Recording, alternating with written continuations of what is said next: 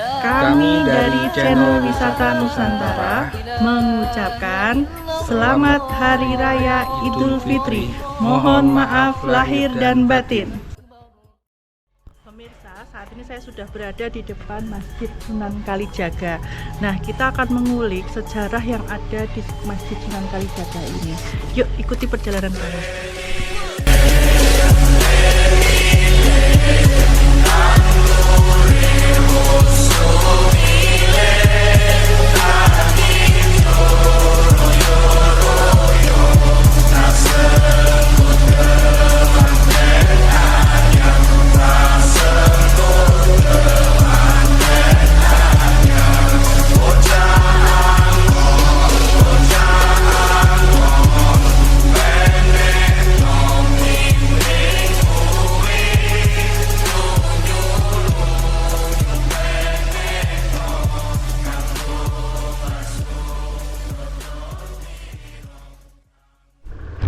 Assalamualaikum warahmatullahi wabarakatuh. Salam Rahayu.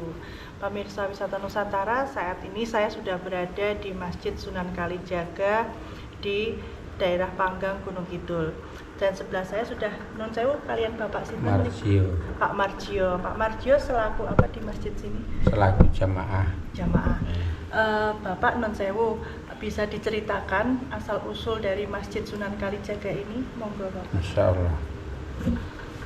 Ini cerita Masjid Sunan Kalijaga 500 abad yang lalu. Itu diceritakan oleh banyak para sesepuh yang telah mengatakan bahwa kejadian Masjid Sunan Kalijaga itu pada waktu dulu itu Panembahan Senopati itu sedang bertapa di Bang Lampir.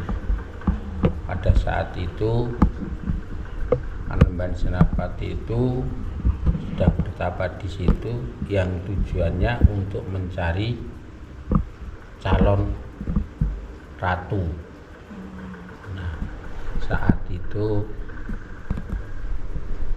di manakah kira-kira tempat untuk beribadah beliau? Maka Kanjeng Sunan Kalijaga itu membuat gubuk di sini, membuat gubuk kecil. Orang mengatakan itu pada zaman itu tajuk, bukan masjid, tajuk. Nah, karena di saat itu juga air juga payah, maka Kanjeng Sunan Kalijaga itu bikin sumur di sebelahnya. Nah, kejadian pada waktu itu ya oleh Kanjeng Sunan Kalijaga dan semua masyarakat pada waktu itu tinggal menemukan yang disebutkan tajuk itu, entah kapan bikinnya, tapi tahu-tahu ada. Nah, kurang lebih sekitar 200 abad kemudian, pada itu pokoknya di waktu zaman penjajahan Belanda, banyak orang yang sering melarikan diri karena ketakutan oleh Belanda, ialah dia bersembunyi di tajuk tersebut. Maka dia mendapatkan keselamatan. Nah, semakin lama itu ketahuan oleh Belanda, maka tajuk tersebut diisi oleh mayat dan dibakar. Nah, di saat itu maka tajuk tersebut ialah hangus terbakar, tidak ada sama sekali. Nah, waktu itu mustoko itu orang tua bilang itu mengatakan itu musno, entah kemana. Jadi perjalanan dari tahun ke tahun, saat itu para sesepuh itu membangun boleh dikatakan ya masjid kecil lah, sudah bukan tajuk lagi, dibangun dan membuat masjid kecil itu. Setelah dibikin itu Jadilah masjid itu. Maka orang-orang tua itu untuk mencari mustoko itu kemana? Nah, dalam sejarah itu mengatakan bahwa para sesepuh yang membangun masjid itu punya rencana untuk mencari mustoko. Entah bagaimana dalam perjalanan untuk mencari pusoko itu mau beli. Waktu itu perjalanan itu sampai malam, sampai membawa obor.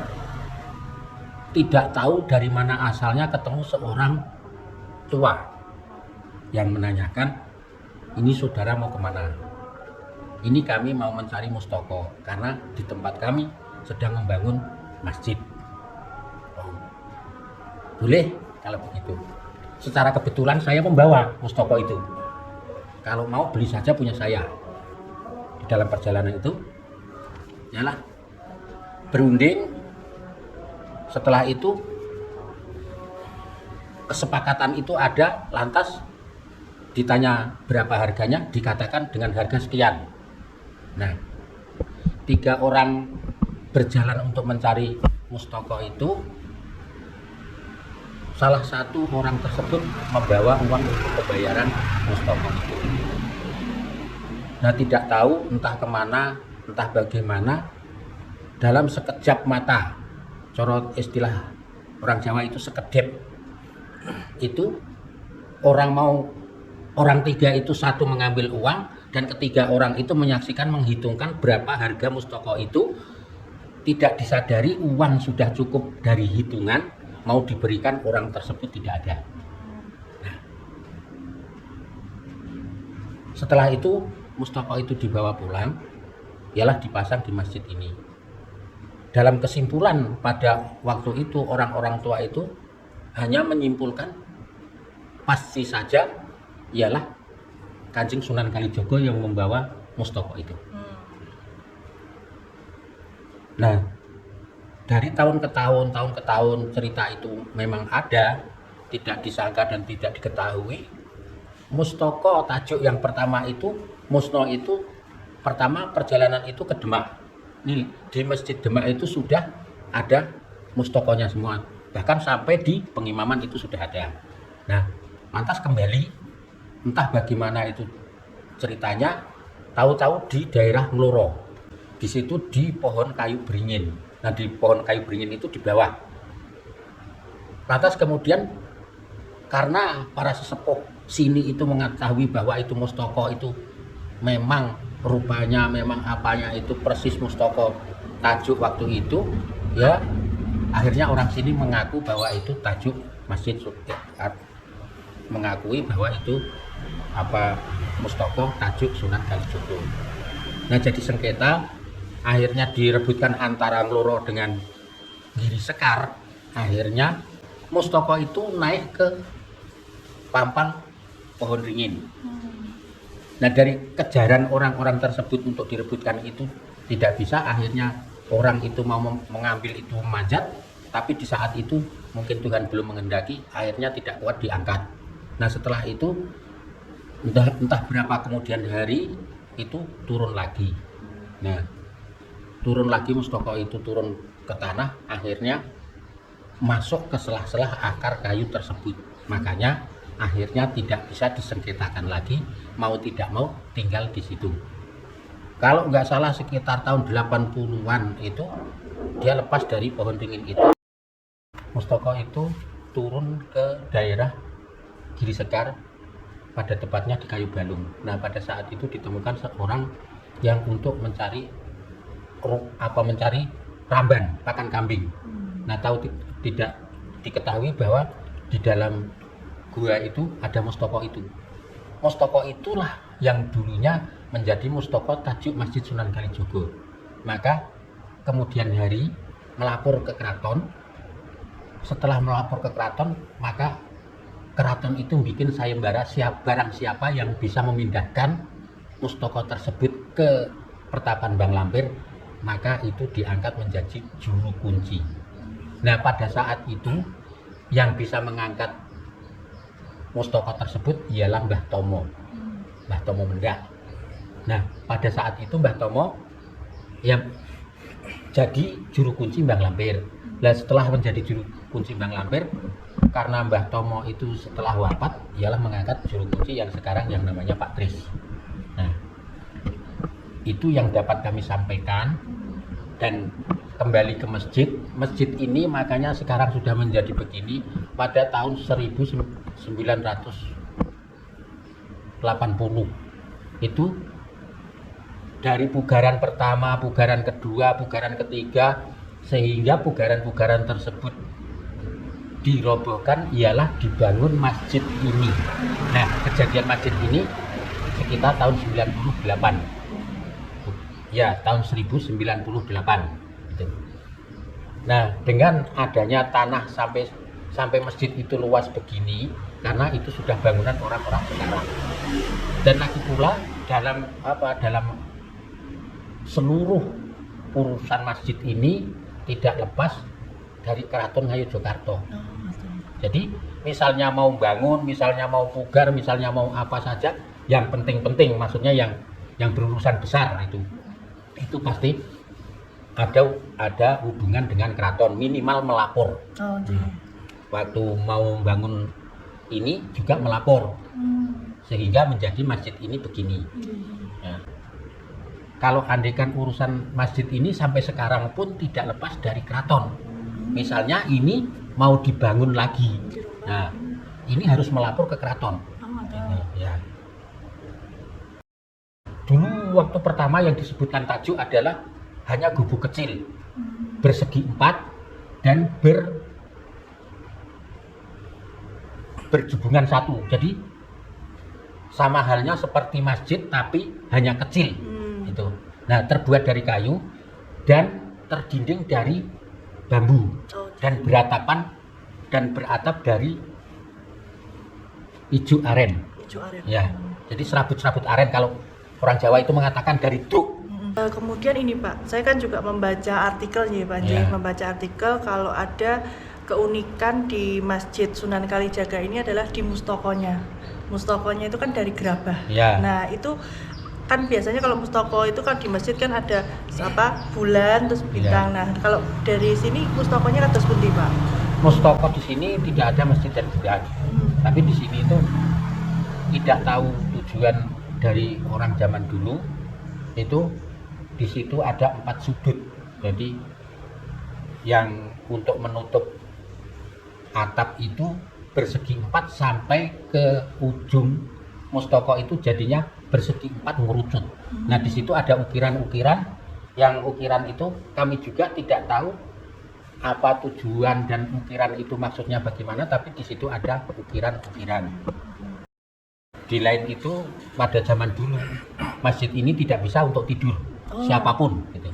Terus penting Pak? Karena itu bukan bukan cerita yang bohong, karena masih teman saya. Masih itu, teman saya waktu itu tidur di masjid ini. Nah, di waktu dia bangun itu ya istilahnya di waktu dia tidur, kawan-kawannya itu nakal, tidak membangunkan, diajak pulang. Nah, setelah dia bangun tidur, karena di sana ada pohon kayu besar, dia bangunnya di sana.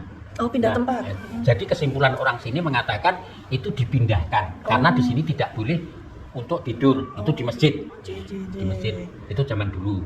Kalau zaman sekarang ini karena karena itu sudah diyakini, jadi sampai zaman sekarang aja orang itu nggak ada yang tidur di dalam masjid. Tidak pernah tidur di masjid. Makanya ini diadakan serambi, dan masjid juga orang perempuan tidak boleh sholat di dalam, sholatnya di sini. Tadi kita di samping juga sudah melihat ada sumur ya, bahwa sumur itu ketika untuk kebutuhan masyarakat di sini itu yang siapa yang mau mengambil pasti ada. Tetapi ketika masyarakat inginnya berlebihan dan itu berusaha untuk menggali sumur itu, justru sumur ini malah berhenti, dia tidak mengeluarkan air. Kita akan tanya ke Bapak kados pundi menanggapan Pak terkait sumur menika? Pada zaman dulu itu kan sumur itu memang, pengertian saya atau pendapatan saya setelah saya bisa mengingat atau bisa mengetahui, sumur itu sumur kuno istilahnya. Jadi berpagarkan dengan kayu-kayu. Nah, setelah itu karena orang itu menginginkan air itu melimpah, masyarakat sekitar itu punya pendapat untuk mendalamkan sumur tersebut. maka sumur tersebut digali, dan sedangkan saat belum digali itu di bawah itu ada batu, istilah orang Jawa itu watu leter. Watu leter itu kata orang tua kuno itu tutup tuk. Nah, tutup tuk itu kalau bahasa Indonesia ya tutup mata air. Nah, setelah itu diangkat, digali, malah air tersebut itu menghilang, tidak ada sumbernya lagi. Maka sampai sekarang itu hanya tinggal orang menyebutnya sumur Tadan. Jadi ada air yang melimpah itu di saat musim penghujan. Kalau musim kemarau itu ya air itu tetap masih ada, tapi sudah tidak mencukupi. Tetap masih ada. Jadi sumur itu bukan kering kerontang, bukan kalau musim kemarau itu, tapi sudah tidak mencukupi untuk masyarakat. Jadi simpul cerita itu sekarang menjadi sumur Tadan. Pada zaman dulu itu air itu sebenarnya ada terus, sebelum digali itu untuk mencukupi masyarakat sekitar itu bisa mencukupi. Kalau andaikan bergilir dari pagi sampai sore itu ada orang mengambil air, orang itu tidak mungkin tidak pulang membawa air, pasti membawa apa yang dibawa dari rumah itu. Misalnya kalau zaman dulu itu blek pikulan, berarti 2 kalau dipikul itu semua penuh. Saya pulang, ada saudara yang datang bawa blek lagi. Setelah itu penuh, ada yang datang lagi membawa blek lagi, masih penuh. Kalau andaikan sehari itu orang itu terus mengambil air itu ada, cuman karena kemauan orang itu, itulah yang dikatakan kemauan orang itu serba kurang. Jadi akhirnya karena kesimpulan orang banyak itu digali dan diangkat batu tutup tok itu, akhirnya air itu sudah menghilang. Nah, itu kalau bagi kami itu, makanya saudara-saudara yang belum punya pengalaman seperti di kami ini, mohon dijaga apa yang ada di sekitar saudara, di sekitar kehidupan masyarakat saudara, untuk menjaga dan untuk melestarikan barang-barang kuno yang ada. Itu aja pesan dari saya. Ya, sudah. Itulah yang dapat kami katakan, dan itu dari pengetahuan saya hanya sampai di situ. Jadi banyak sedikit, tentu banyak kekurangan, kesalahan itu kami mohon maaf.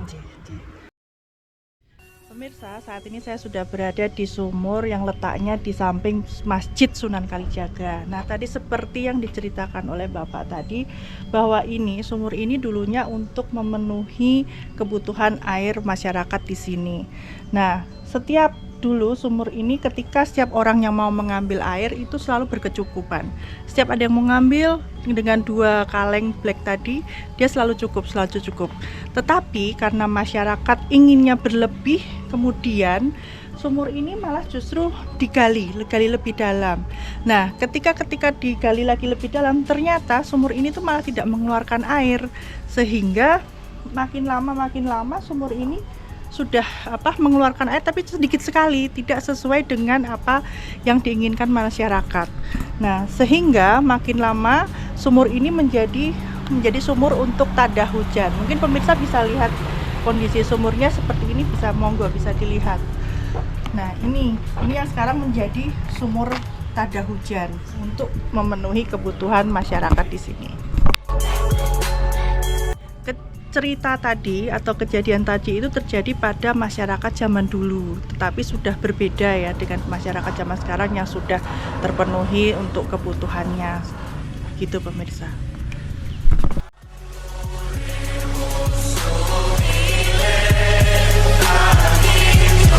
Nah, pemirsa Wisata Nusantara, sekian cerita hari ini terkait dengan Masjid Sunan Kalijaga, dan nantikan terus cerita-cerita kami berikutnya.